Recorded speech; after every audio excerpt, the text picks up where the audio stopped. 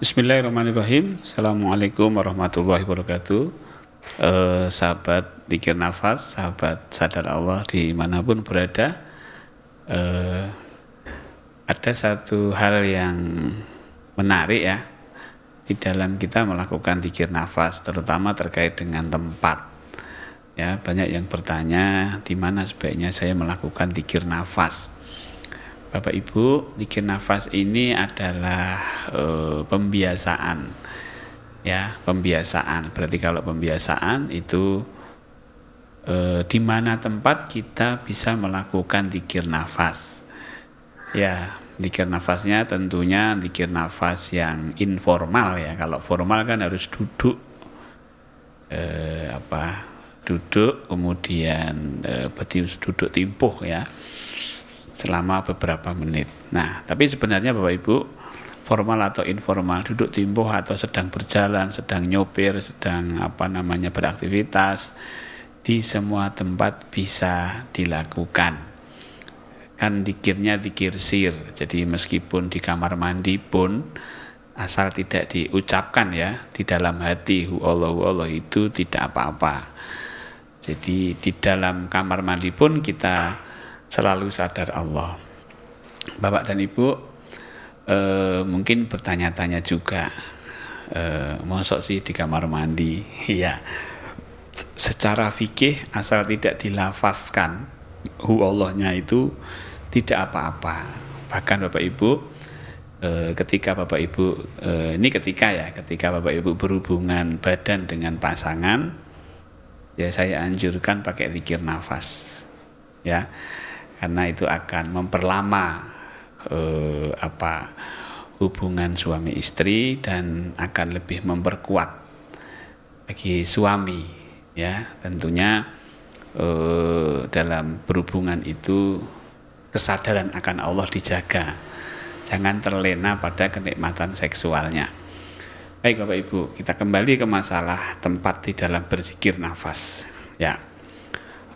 Ada beberapa teman yang mencoba berzikir nafas di tempat-tempat yang dianggapnya bertuah ya, dianggapnya angker, dianggapnya di situ ada kekuatan mistis, ada daya spiritualnya, ada macam-macam lah ya. Baik, bagaimana kalau kita berzikir di tempat-tempat yang seperti itu, misalnya di keraton, di alas ya, alas Kerendo Wahono, alas Purwo, atau di keraton, atau di tempat-tempat yang wingit itu angker, ya tidak apa-apa gitu loh. Semua tempat itu bagi zikir nafas ini adalah baik ya. Semua tempat ini adalah baik ya. Jadi ketika Bapak Ibu melakukan zikir nafas di makam, misalnya di kuburan, di makam seorang wali, ya tidak apa-apa ya, itu ya tempat baik juga gitu. Di masjid ya tempat baik juga, di tempat karaoke ya baik juga gitu. Nah, bahkan saya itu beberapa kali melakukan zikir nafas ketika sedang bersepeda, goes. Jadi saya goes, nafas saya hu Allah. Jadi baik-baik saja gitu loh, sambil beraktivitas apapun atau sambil berzikir nafas dimanapun, itu baik-baik saja. Yang penting, ini catatan, yang penting ini adalah kita lurus ke Allah. Kalau tempat karaoke, tentunya zikir nafas kita akan banyak diganggu dengan lagu-lagu ya.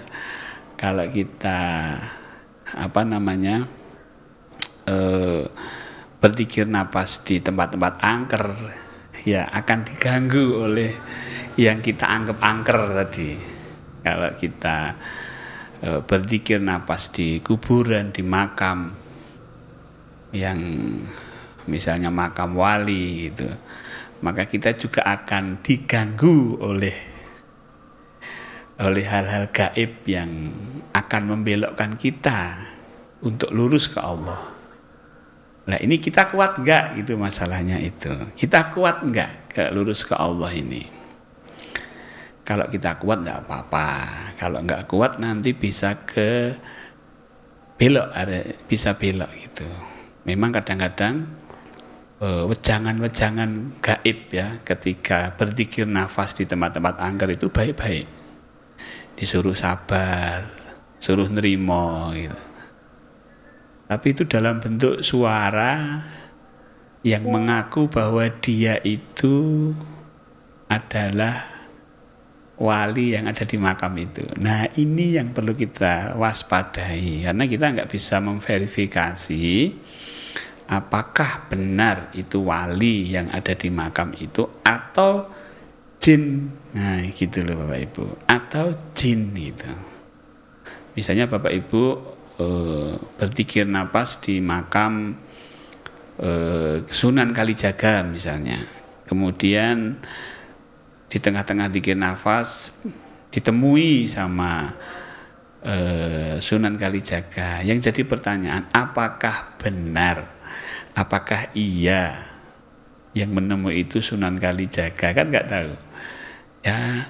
Itu tuh Pak, wajahnya seperti di lukisan, seperti di foto-foto itu foto-foto itu juga yang gambar pun juga nggak kenal dengan Sunan Kalijaga, nggak tahu wajah persisnya, karena di tahun berapa 1400-1500 tahun yang lalu gitu, itu belum ada yang lukis, belum ada foto gitu loh.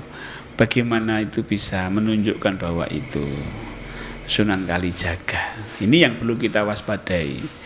Jangan terpesona oleh wejangan-wejangan, karena wejangan-wejangan itu adalah cara jin untuk menyesatkan. Misalnya disuruh sabar, disuruh nerima, ya kan? Ya, nanti kan lama-lama karena yang menyampaikan itu adalah makhluk gaib, kan akhirnya jadi ada ketergantungan dengan makhluk gaib itu. Padahal wejangan sabar, ya, wejangan ikhlas, nerimo itu di Quran sudah banyak. Jadi tidak perlu menunggu bisikan-bisikan gaib. Cukup Al-Quran, ya. Baik Bapak Ibu, jadi Bapak Ibu mau zikir kemanapun, dimanapun, sedang apapun itu boleh, yang penting lurus ke Allah. Mau bereksperimen di tempat angker boleh, mau bereksperimen di kuburan boleh, ya, enggak apa-apa. Yang penting lurus ke Allah, ya. Yang penting jangan tergoda, itu saja. Karena tempat-tempat seperti itu lebih mudah membelokkan kita, lebih mudah. Kalau kita enggak mudah ya enggak apa-apa. Demikian Bapak Ibu, mudah-mudahan kita selalu diberi petunjuk oleh Allah ke jalan yang lurus.